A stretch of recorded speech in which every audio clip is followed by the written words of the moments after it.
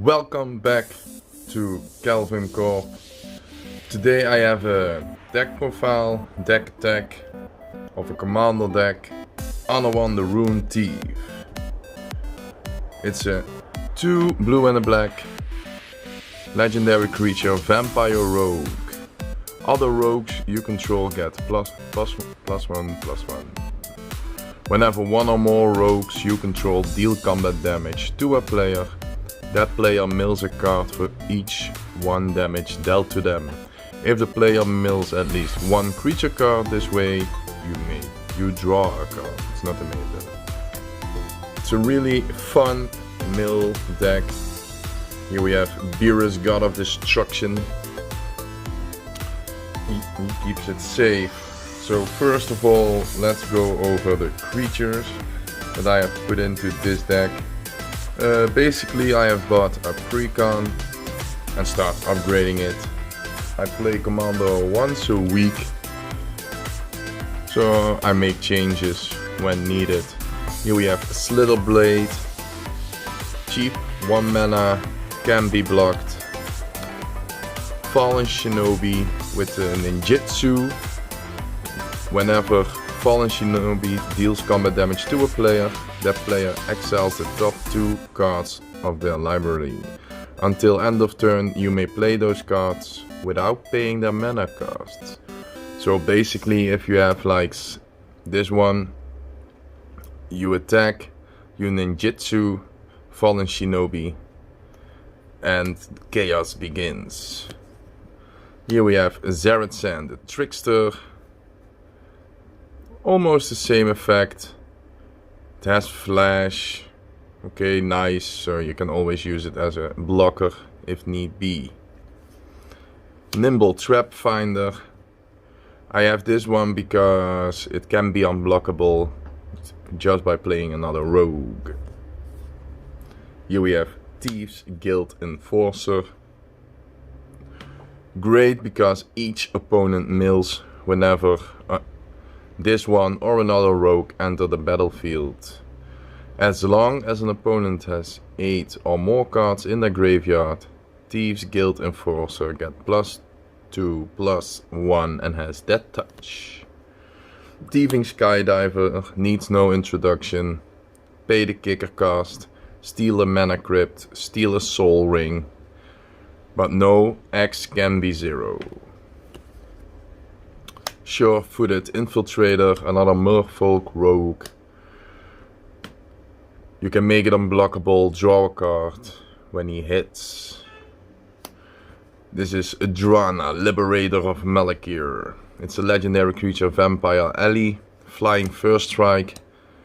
Whenever Drana, Liberator of Malakir deals combat damage to a player, put a +1/+1 counter on each attacking creature you control, so to buff up your team. Here we have Frog Tosser Banneret, 1 and a black, haste, goblin spells and rogue spells you cast cost 1 generic less to cast. Makes it a little cheaper. Soaring Toti, flash flying, great card. Whenever 1 or more rogue you control attack, each opponent mills 2 cards. That's a great line of text, especially the each opponent. Here we have Merfolk Windrobber. If you want to read it, pause the video. Triton Shorestalker. I only go over the cards that need some explanation. Invisible Stalker. Audacious Thief. Whenever he attacks you draw a card, lose a life. Okay. The new Vampire Nighthawk. Flying Death Touch, lifelink. Great card, great card. Ghostly Pilferer. Sick River Cutthroat, you can make a deck with him. And a good deck at that. Here we have Rankle, Master of Pranks. Flying Haste. Whenever Rankle deals combat damage to a player, choose any number. So you can make everybody discard, lose 1 life, draw a card, sacrifice a creature, including yourself. Rune Crab. Landfall. Whenever a land enters the battlefield under your control, each opponent mills 3 cards. Great. Marsh Flitter comes in with 2/1/1 black goblin rogue creatures. Here we have the Scarab Guard. Because we are milling, now we can pay 2 blue and a black. Exile target creature card from a graveyard. Create a token that's a copy of it, except it's a 4/4 black zombie. And when the Scarab Guard dies, return it to its owner's hand at the beginning of the next end step. Glasspool Mimic. It's one of those double-faced cards, because you could also play it as an island that enters tapped. Here we have Changeling Outcast. Latchkey Fairy. If you play it in the main phase 2, you dealt combat damage, pay a Sprawl cost, draw a card. Fairy Vandal. Whenever you draw your second card each turn, put a +1/+1 counter on Fairy Vandal. It grows really big. Una's Blackguard. Why milling and discarding? Just wreck them. Meringue River Prowler. Now we get to some instants. I run a few. Here we have Erebos Intervention. This comes up, the target creature gets -X/-X until end of turn. You gain X life sometimes, but you can exile up to twice X target cards from graveyards. Mystical Tudor, just to search instants or sorcery, reveal it, put it on top of the library, and draw it. Narset's Reversal, Cyclonic Rift, Pongify, Visions of Beyond. Early game is just a draw card. It replaces itself. Late game, draw 3 cards. Village Rites. Spell Pierce. Counterspell. Brainstorm. Aetherize. Costly Plunder. Negate. Fierce Guardianship. Best card from Commander. Ikoria. If you control a commander, you may cast this card without paying its mana cost. Counter target non-creature spell. Okay, let's get over the sorceries. First off, Grim Tudor. Amazing. It's demonic Tudor, but only you pay 3 life and 1 black extra. I don't care. Awesome art. Cheap, so I like it. Reanimate. Put target creature card from graveyard onto the battlefield under your control. Seagate Restoration. Also one of those nice double-sided cards. But this one you can pay 3 life and it enters untapped. As a finisher, put all creature cards from all graveyards onto the battlefield under your control. Rise of the Dark Realms. Toxic Deluge. Maddening Cacophony. Early game, mill 8. Late game, mill half your library. All your opponents.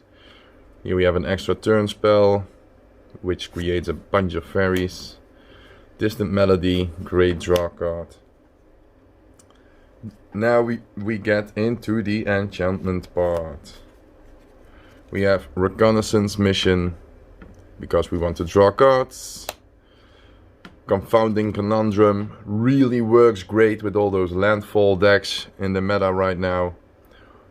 When this one replaces itself because you draw a card. That's what I wanted to say. Whenever a land enters the battlefield under an opponent's control, if that player had another land enter the battlefield under their control this turn, they return a land they control to its owner's hand. So, landfall, okay, but you're not getting ahead this time. Gotcha. Teferi's Tutelage.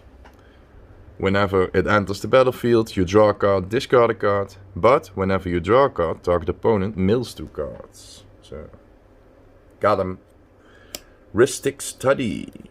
Yeah, needs no explanation. Memory Erosion.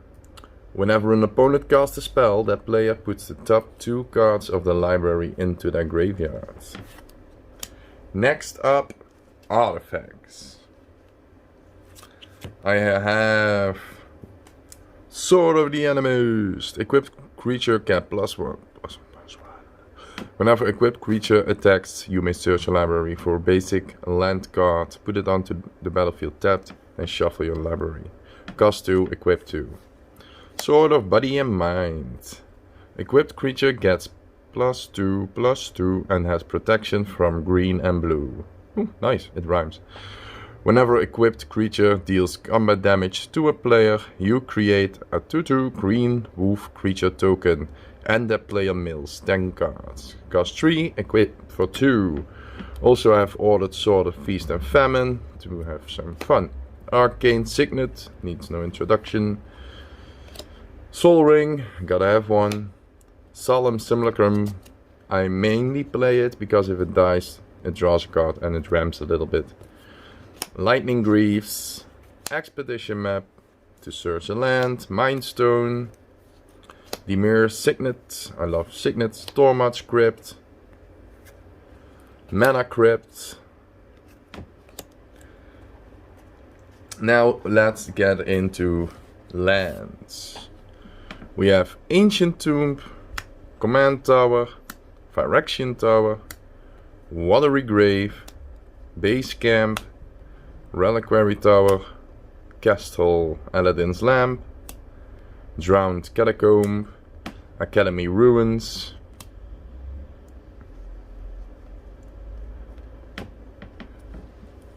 if you see this card, Academy Ruins, just add colorless. Just add a wingding, as the nitpicking nerds say. Or pay 1 and a blue, put target artifact card from your graveyard on top of your library. What card do we get in Commander Legends that you would want to put on top of your library? It's an artifact. Guess what? Now you can recur Jeweled Lotus whenever you need it. Awesome. Sunken Ruins, Clear Water Pathway. Front is a island, back is a swamp. And then for our basic lands, I run some swampies.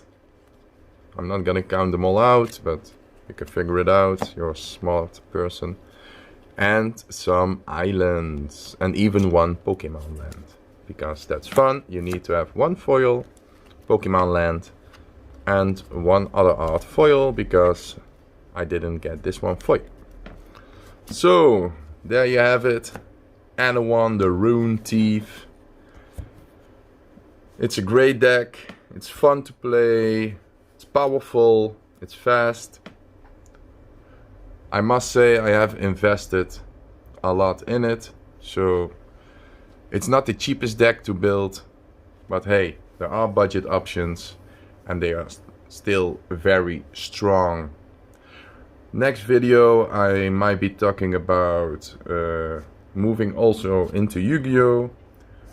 Going to do more product openings, buying boxes, opening them up on this channel. Also I want to do more giveaways, like giving away some fun stuff. And last but not least, before I forget it, here we have a Fairy Rogue token. I made a Cell Junior one. We have the normal standards, those are coming with the box. And we have a Goblin Rogue, also good to have. So, see you next time. Let me know what you think about it. Bye bye.